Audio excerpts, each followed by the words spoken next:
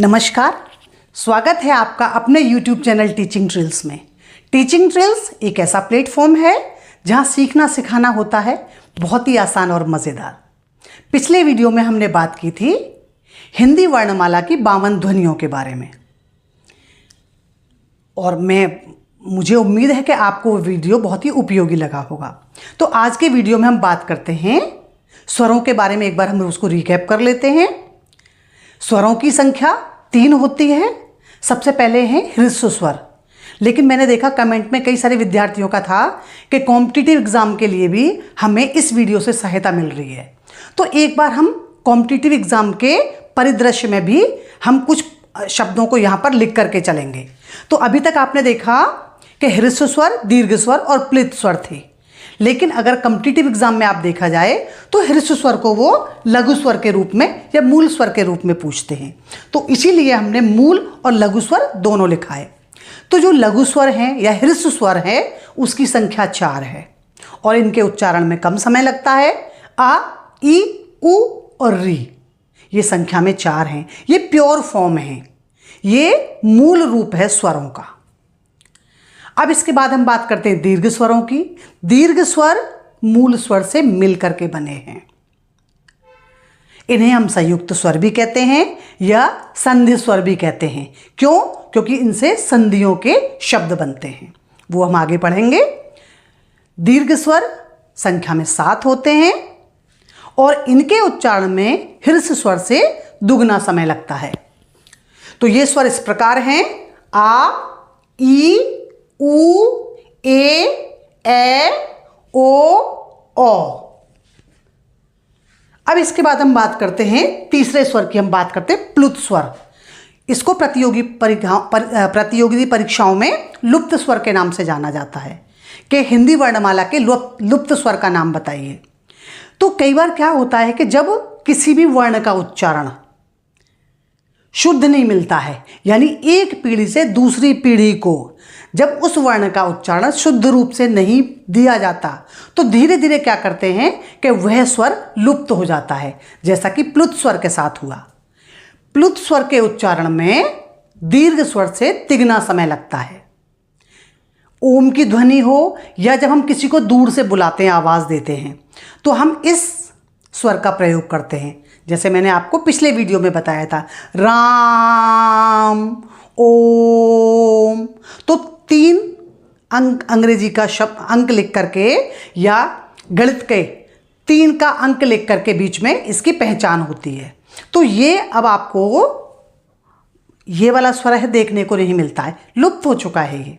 अब हम बात करते हैं स्वरों की संख्या कितनी है, उत्पत्ति के आधार पर कितनी है। क्योंकि यहाँ तो हमने बात की ह्रस्व स्वर, दीर्घ स्वर और प्लुत स्वर। अब हम बात करते हैं उत्पत्ति के आधार पर, जन्म के आधार पर, कि ये जन्म कैसे हुआ है। तो सबसे पहले हम बात करते हैं मूल स्वर। मूल स्वर क्या है? प्योर फॉर्म है, जड़ है, जहां से ये स्वर उत्पन्न हुए। तो कौन सा है? आ, ई, उ, री। ये जो स्वर हैं इनको हम कहते हैं सजातीय स्वर। ठीक है, यानी एक ही जाति के, एक ही जड़ से निकले हुए। अब देखिए इनसे दीर्घ स्वर कैसे बने या संधि स्वर कैसे बने, संधि में प्रयोग किए जाने वाले स्वर कैसे परिवर्तित हुए, एक बार उदाहरण देख लेते हैं। आ, ई, ई, उ, ऊ, आ, उ, ओ, आ, ओ, औ। तो ये जो दिए हुए हैं हमारे, ये जो मूल स्वर से बने थे, ये तो क्या थी? प्योर फॉर्म थी और सजातीय स्वर थे। लेकिन मूल स्वरों के मेल से जब दीर्घ स्वर जन्मे तो वो किस प्रकार बने, एक बार उनको भी हम देख लेते हैं। तो जो मूल स्वर से दीर्घ स्वर में परिवर्तित हुआ था, जैसे मान लीजिए छोटा छोटा बड़ा बन गया था, छोटी ई छोटी बड़ी ई बन गई, और छोटा ऊ बड़ा ऊ बन गया। तो ये क्या है? दीर्घ स्वर हो गए, क्योंकि ये मूल स्वर से बने थे, परिवर्तन हुआ था इसमें। ये जड़ नहीं थी, ये मूल स्वर नहीं था, मूल स्वरों के मेल से दीर्घ स्वर बने थे। एक बार और देख लेते हैं और हम वर्णों को। आ, ई, ए, आ, ए, आ, ए, आ ई ए ओ औ। अब ये कौन से विजातीय स्वर हैं, क्योंकि ये मूल स्वरों से दीर्घ स्वर मिलकर के बने, इन्हें हम संयुक्त स्वर भी कहते हैं।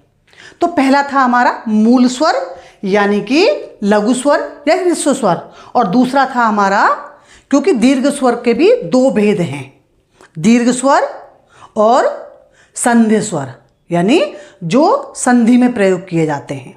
स्वर या व्यंजनों के उच्चारण स्थान पर बात करने से पहले हम बात करते हैं भाषा की, कि जब कोई भी भाषा एक सीमित क्षेत्र में बोली जाती है तो वह बोली कहलाती है।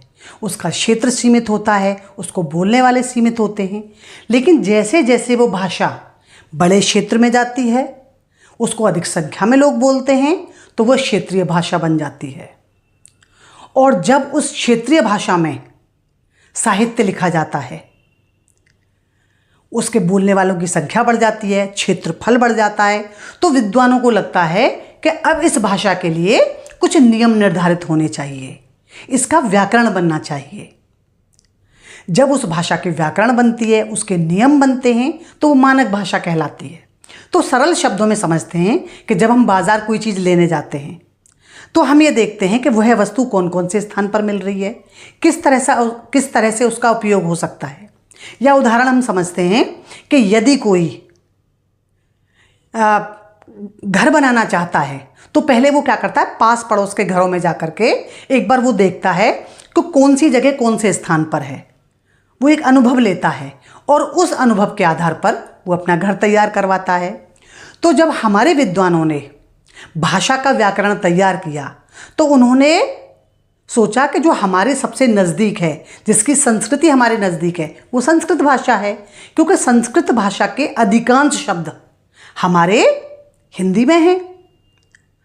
और हिंदी की हम बात क्यों करें, हमारे देश की जो अन्य भाषाएं हैं, तमिल, तेलुगु, कन्नड़, मलयालम, जितनी सारी भाषाएं हैं, उनका भी जो व्याकरण है वो संस्कृत से ही लिया गया है। तो इस प्रकार से जब विद्वानों ने भाषा के नियम बनाए, व्याकरण बनाई, तो मानक भाषा कहलाई, और इस प्रकार से हमारी हिंदी भाषा विकसित हुई। जो आधुनिक भाषा थी वो खड़ी बोली कहलाई। तो अब हम बात करते हैं कि बच्चे या विद्यार्थी समझ नहीं पाते कि स्वर और व्यंजनों का उच्चारण कैसे करना है, और कैसे करना है तो और उनका जो स्थान है उसकी पहचान कैसे करें। तो सबसे पहले मेरा अध्यापिकाओं से निवेदन है कि छोटी कक्षा में यदि आप इसको पढ़वा रही हैं तो बच्चों को एक शीशा दीजिए, या खुद भी उसका उच्चारण उन बच्चों के सामने कीजिए, शीशा दे करके करवाइए। तो वो क्या करेंगे, जब अपना प्रतिबिंब देखेंगे तो किस प्रकार से जो मुख है, किस प्रकार से हमारे जो मुख के जो भाग हैं वो किस शब्द को बोलते समय किस प्रकार से उनका उच्चारण हो रहा है, या वो किस दिशा में जा रहे हैं, तो वो आसानी से उसको समझ पाएंगे। तो जैसे हम बात करते हैं कि उच्चारण स्थान का क्या मतलब है, कि किसी चीज़ को हम किस प्रकार से उच्चारित करते हैं। तो मुख के जिस भाग से जो वर्ण बोला जाता है उस वर्ण का उच्चारण स्थान कहलाता है। अब जैसे आप देखिए, जीव का ही कुछ शब्द जीभ के आगे से बोले जाते हैं, तालु यहाँ से, कुछ उसके मध्य से बोले जाते हैं, और कुछ उसके जीभ के पीछे के हिस्से से बोले जाते हैं। तो अब हम बात करते हैं कि उनका उच्चारण स्थान क्या है और उस स्थान को हम क्या कहते हैं। कि बच्चे या विद्यार्थी समझ नहीं पाते कि स्वर और व्यंजनों का उच्चारण कैसे करना है, और कैसे करना है तो और उनका जो स्थान है उसकी पहचान कैसे करें। तो सबसे पहले मेरा अध्यापिकाओं से निवेदन है कि छोटी कक्षा में यदि आप इसको पढ़वा रही हैं तो बच्चों को एक शीशा दीजिए, या खुद भी उसका उच्चारण उन बच्चों के सामने कीजिए, शीशा दे करके करवाइए। तो वो क्या करेंगे, जब अपना प्रतिबिंब देखेंगे तो किस प्रकार से जो मुख है, किस प्रकार से हमारे जो मुख के जो भाग हैं वो किस शब्द को बोलते समय किस प्रकार से उनका उच्चारण हो रहा है, या वो किस दिशा में जा रहे हैं, तो वो आसानी से उसको समझ पाएंगे। तो जैसे हम बात करते हैं कि उच्चारण स्थान का क्या मतलब है, कि किसी चीज़ को हम किस प्रकार से उच्चारित करते हैं। तो मुख के जिस भाग से जो वर्ण बोला जाता है उस वर्ण का उच्चारण स्थान कहलाता है। अब जैसे आप देखिए, जीव का ही कुछ शब्द जीभ के आगे से बोले जाते हैं, तालु यहाँ से, कुछ उसके मध्य से बोले जाते हैं, और कुछ उसके जीभ के पीछे के हिस्से से बोले जाते हैं। तो अब हम बात करते हैं कि उनका उच्चारण स्थान क्या है और उस स्थान को हम क्या कहते हैं। अब एक बार उच्चारण स्थान देखिए। स्थान क्या है? कंठ। अगर हम बात करते हैं तो देखिए, अगर हम अपने फेस की बात करें, चेहरे की बात करें, तो सबसे पहले कंठ आता है। तो उच्चारण कहाँ से होगा? जब आप विद्यार्थियों को बताएं तो आप एक एक चीज़ पर हाथ रख करके, अपनी उंगली रख करके उनको बताइए कि किस प्रकार से उनका उच्चारण करना है और किस प्रकार से परिवर्तन हो रहा है। तो पहला जो हम बात करते हैं वो है कंठ। अब कंठ में क्या है? आ, क, ख, ग, घ, ड़। तो हमने क्या देखा? जो दबाव है वो यहाँ पर आया, क्योंकि विद्यार्थी बजाय आपके समझाने के जब वो करके देखेंगे तो उनको आसानी होगी और इस तरह से वो भूलेंगे भी नहीं। अब देखिए, मैंने सबके नीचे हल चिन्ह लगाया है। इसका कारण क्या है कि जब मैं कोई व्यंजन बोल रही हूँ तो व्यंजन में क्या है? व्यंजन में आ की साउंड आ रही है, आ की आवाज़ आ रही है, जबकि स्वर है वो अपने आप में कंप्लीट है। अब देखिए, आ, इनके नीचे मैंने हल चिन्ह नहीं लगाया है, क्योंकि ये उच्चारण के लिए किसी की सहायता की आवश्यकता इनको नहीं है। अब देखिए, तो ये तो हमारे कौन से हो गए? कंठ, क्योंकि उनका उच्चारण कंठ से हो रहा है। अब इसके बाद हम बात करते हैं तालु। तालु मतलब हमारी जीभ का आगे का हिस्सा, तालु। अब देखिए, ई, च। अब आप देखिए, बच्चों से बोलिए कि जब वो देखेंगे च, तो हमारी जीभ है वो हमारे यहाँ नीचे टच कर रही है। च, छ, ज, झ, ङा। तो ये कौन से व्यंजन कहलाते हैं? ये है तालव्य, क्योंकि तालु को टच करते हैं। इसके बाद हम बात करते हैं मूर्धा। मूर्धा यानी जो हमारी जीभ है वो हमारे मुंह की छत को छूती है, मूर्धा। तो कैसे इनका उच्चारण होगा? री, री। तो बच्चे जब इसको करेंगे आपके साथ में तो उन्हें कोई कठिनाई नहीं होगी। री, टा, ठा, ड, ट, ट, ठ, ड, ढा। ये मैंने ढा से ढक्कन लिखना था। ढ, ण, र, श। ये क्या है? मूर्धन्य। अब इसके बाद हम बात करते हैं दंत। जहां दांत, हमारी जो जीभ है वो दांतों को आकर के टच करती है। तो दंत कौन से हैं? ता, था, द, ध, न, ल, श, सा। शा नहीं होगा, सा। तो इनको हम क्या कहेंगे? दंत, क्योंकि दांतों को आकर टच कर रही है। अब इसके बाद हम बात करते हैं। तो देखिए, जो हमने देखा, पहले आपने देखा होगा जब हम व्यंजन हमने लिखे थे तो ऊष्म व्यंजन थे जिनके उच्चारण में ऊष्मा आ रही थी, गर्माहट पैदा हो रही थी। तो यहाँ पर ये कौन सा है? जो शा है वो मूर्धन्य में आएगा, सा दंत में आएगा। इसके बाद देखते हैं कंठ और ताल। कंठ और तालु दोनों ही इसके साथ आ रहे हैं, तो वो कौन सा है? ए। ये क्या है? तालव्य। तालु भी है और कंठ भी है उसके साथ में। विद्यार्थियों को ये ज़रूर बताएं कि देखिए, जैसे हम जब उच्चारण करते हैं ओ और ओ का, तो किस प्रकार से हमारे जो होठों की बनावट है उसमें बदलाव आता है। ओ, ओ। तो क्या है? होठों से और कंठ दोनों से वो ध्वनि निकल रही है, तो हो जाएगा कंठ ओष्ठ।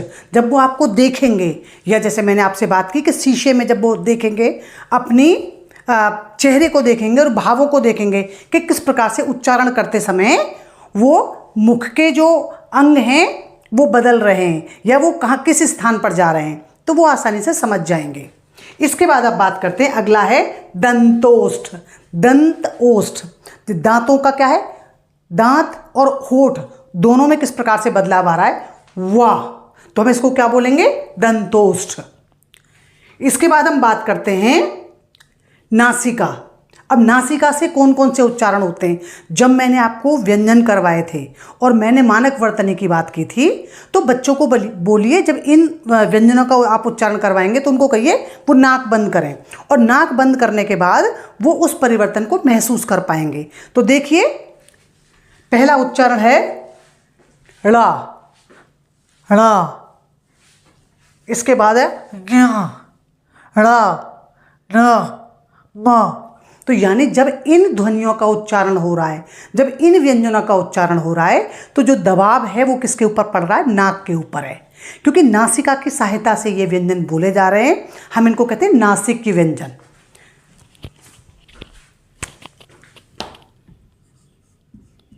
नासिक्य। उसी प्रकार से जब आप बच्चों को अनुस्वार की हम बात कर चुके थे, क्योंकि जो वो नासिका वाले ये व्यंजन हैं, जब इनका प्रयोग होता है तो मानक वर्तनी के अनुसार इनको हम अनुस्वार कहते हैं। यानी जिन शब्दों में ये ड़ा का प्रयोग है, या मान लीजिए यहाँ का प्रयोग है, डा का है, ना है, माँ है, तो उसके स्थान पर हम क्या करते हैं? बिंदी लगा देते हैं, जिसे हम अनुस्वार कहते हैं, जिसको हम कहते हैं अयोगवाह, अंग आहा। ठीक है। इसके बाद हम बात करते हैं, एक बार मैं इंट्रोडक्शन देती हूँ, इसके बाद हम बात करते हैं चंद्र बिंदु, जिसे हम कहते हैं अनुनासिक। तो अगले वीडियो में मैं अनुनासिक के बारे में आपसे बात करूंगी। तो मैं आशा करती हूँ कि ये वीडियो आपके लिए बहुत ही हेल्पफुल होगा। आपके जो मित्र हैं या जो आपके दूसरे ग्रुप हैं, जिनमें एलिमेंट्री क्लास जो टीचर्स लेती हैं, या आपके और दूर दराज में रहने वाले जो मित्र हैं या अभिभावक हैं, उनको ये वीडियो ज़रूर शेयर कीजिए। उनके लिए बहुत ही उपयोगी होगा। और यकीन मानिए, जब इस प्रकार से आप बच्चों को ये उच्चारण स्थान करवाएंगी तो उनके लिए बहुत आसान होगा। तो मैं आशा करती हूँ ये वीडियो आपको पसंद आया होगा। अगर अब तक आपने चैनल को सब्सक्राइब नहीं किया है तो प्लीज़ चैनल को सब्सक्राइब कीजिए। मिलते हैं एक और वीडियो में, तब तक सीखते रहिए, सिखाते रहिए। धन्यवाद।